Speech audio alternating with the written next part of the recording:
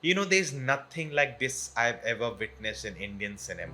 This film is made to be experienced on the biggest screen possible. Since Bahubali 2, this is the film where I marveled at its visuals. And I feel proud today that technically we have made something that competes at the international level. But did the film meet my expectations?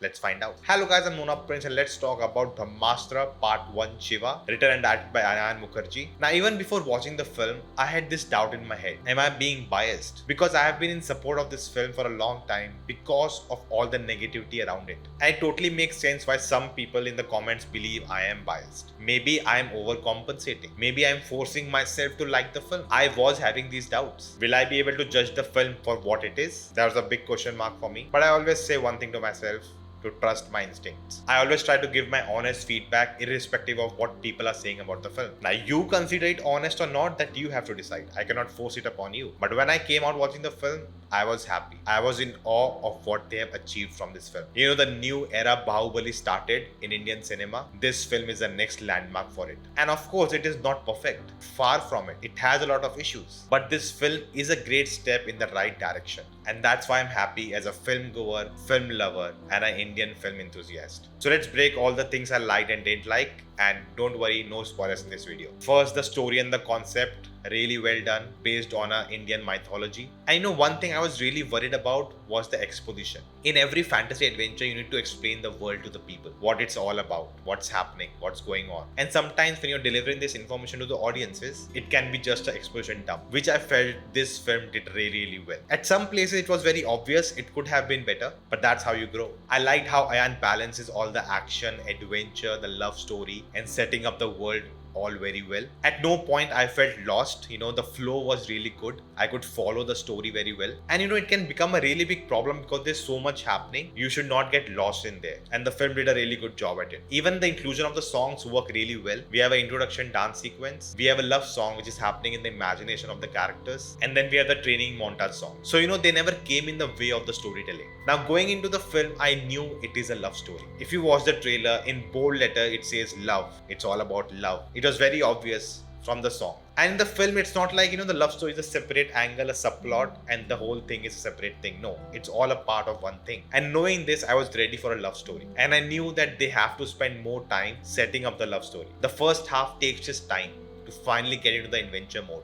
With the screenplay, we follow the typical hero's journey in a way. There is an attempt to give depth to the characters, but it's not enough. There are a lot of inconsistencies, and that reflects in the acting also. Because it's very clear, they shot the film non-linearly. That means they shot some scenes later in the film first, then they shot the, the first sequences. So it's all jumbled up, as most movies do. But here it's very noticeable, because sometimes the characters are, acting differently, behaving differently, and some other times they are very different. And knowing, the film was shot for so long, I can totally understand why that happened. But the biggest flaw was Alia's character. There was nothing for her. I was literally expecting to know more about her. Maybe later they'll reveal something, or maybe in later movies we get to know something, maybe. But there was nothing. She was just there. And knowing how brilliant of an actor she is, I really felt sad. Like half of her dialogues in the film is just screaming Shiva. The next big issue I had were the dialogues. Some of them were really cringe and stupid, which I even noticed in the trailers. And it's always weird, how to make the characters talk about things which, doesn't exist. Like how would we imagine normal people and we tell them their astras and their powers and all? Like how would they behave? It's always very tricky to get.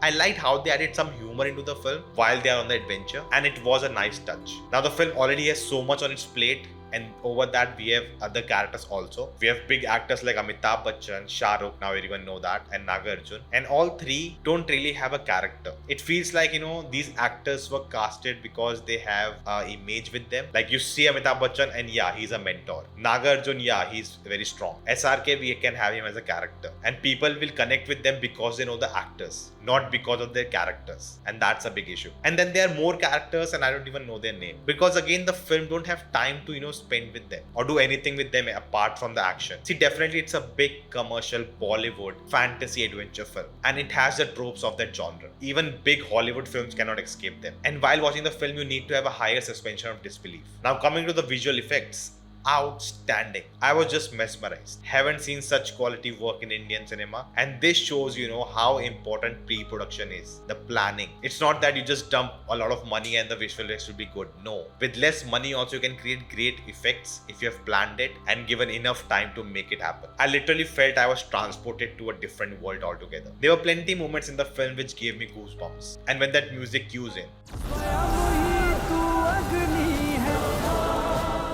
oh my god, I just lose it. The action through the film looks really neat and clean. At no point it feels like you have no clue what's happening. You can follow it very easily. And even the way it's designed, the set pieces, it's all done very well. But there were some loose moments during the climax. Where the characters just pop up from one place to another and you are wondering how did that happen. And also one thing Ayan needs to learn in the future, especially from the South Indian films, is to how to build up action sequence. Because the interval section is amazing, but the climax, the graph went like, oh yes.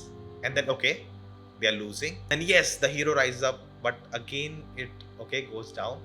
And then comes up, down, and okay, cool. So that's how it ends. And that's not a great thing. You want to go to the crescendo. And the film goes there. But after too many ups and downs where all the intensity is lost. A great example would be the Avengers Endgame final battle. There also our characters goes through up and downs. But whenever there's a up, there's a solid cheering moment. I definitely wanted the film to spend more time on building the world because this film has a lot of unexplored things which they are keeping it under wraps. Maybe they are saving it for the future films. Now I saw, a lot of people are not happy with the love story angle in the film. And again, as I said, it was in the trailer, so I was expecting that to happen. So I didn't mind that much. But of course, it was a weak part of the film because the concept of, falling in love at the first sight, I feel like it's very outdated now. And that's where the relatability factor comes in. I personally not a big fan of love stories. And the ones I like are the ones who, depicted in a very different way, a very realistic way if you may, with more depth and nuances. Now the chemistry between Ranbir and Alia works very well, and they literally fell in love, got married and are having a baby now over the making of this film. So if this film doesn't make its actors fall in love together, then I don't know which film will. Because the whole concept of this film is love is bigger than everything. And I feel today's generation doesn't connect with this. Today we are more cynical. Love and light and all of these things, we feel cringe. Listening to lines like love is everything and the light will show you the way and all of this, it feels a bit cringe. If it's done in a better way, of course it will work. Lord of the Rings is a big example for that. But I know people who watch Lord of the Rings and say it's so cringe, it's so campy. And the same applies for this film. Now there is no post-credit scene, but I definitely felt at the ending, they could have ended with a really big hype, a special surprise, and that would have created a havoc on social media. But they didn't do it, and I felt that was a really missed opportunity. I still remember the KGF 2 post-credit scene. The crowd went wild. Now if you want a spoiler review, do let me know in the comments below, and I'll definitely try to watch the film again before that. See, at the end, it's just an outstanding effort, and I'm very happy with the outcome. From here, it's just upwards and onwards. Now the hope is that this film works and a change comes in Bollywood, where we concentrate more on the original content and not going the other way, the remakes, which I actually made a video about the remake culture in Bollywood. Check it out. Do let me know your thoughts in the comments below. If you like this, like, share, subscribe, and I'll see you next time.